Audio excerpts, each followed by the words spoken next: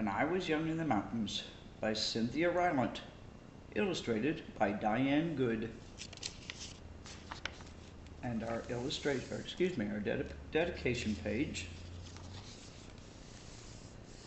When I was young in the mountains, Grandfather came home in the evening, covered with the black dust of a coal mine. Only his lips were clean, and he used them to kiss the top of my head. When I was young in the mountains, Grandmother spread the table with hot cornbread, pinto beans, and fried okra. Later, in the middle of the night, she walked through the grass with me to the Johnny house and held my hand in the dark. I promised never to eat more than one serving of okra again. When I was young in the mountains, we walked across the cow pasture and through the woods, carrying our towels. The swimming hole was dark and muddy, and we sometimes saw snakes, but we jumped in anyway. On our way home, we stopped at Mr. Crawford's for a mound of white butter. Mr. Crawford and Mrs. Crawford looked alike and almost always smelled of sweet milk. When I was young in the mountains, we jumped pails of water from When I was young in the mountains, we pumped pails of water from the well at the bottom of the hill and heated the water to fill round tin tubs for our baths. Afterward, we stood in front of the old black stove, shivering and giggling, while Grandmother heated cocoa on top.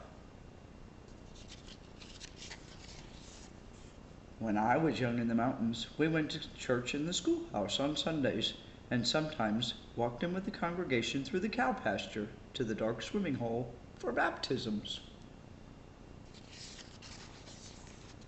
My cousin Peter was laid back into the water, and his white shirt stuck to him, and my grandmother cried. When I was young in the mountains, we listened to the frogs sing at dusk, and awoke to cowbells outside our windows. Sometimes a black snake came in the yard, and my grandmother would threaten it with a hoe.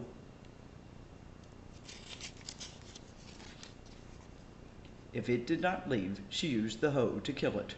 4 of us draped a very long snake, dead of course, across our necks for a photograph. When I was young in the mountains, we sat on the porch swing in the evenings, and Grandfather sharpened my pencils with his pocket knife. Grandmother sometimes shelled beans, and sometimes braided my hair.